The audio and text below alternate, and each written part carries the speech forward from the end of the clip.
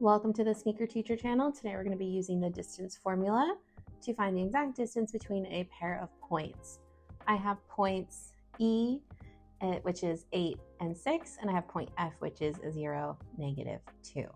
So our distance formula is the square root of x2 minus x1 squared plus y2 minus y1 squared.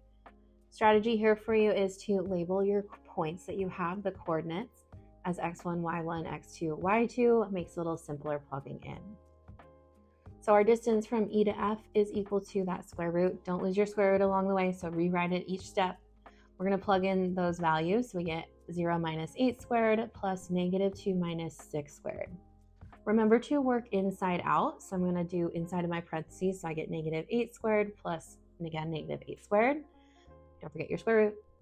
We're going to square it next. So we get square root of 64 plus 64. Add those together and we get square root of 128. It wants the exact distance, so we're not going to plug it into our calculator, but I am going to simplify my radical. Because this, when we plug it into our calculator, is 11.3 and some change, but we want an exact number. So we're going to do that factor tree. So we're going to think of any two numbers that multiply to 128 and create a factor tree.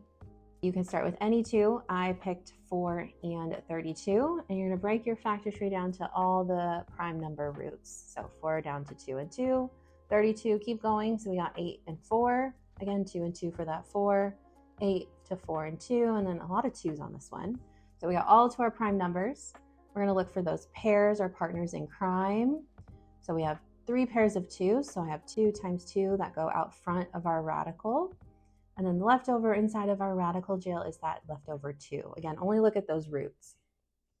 Multiply the 2's out front, we get 8 times the square root of 2. And that is going to be our distance for EF. So EF is equivalent to 8 square root of 2 units. That is using our distance formula. And I'm your sneaker teacher. Thanks for watching.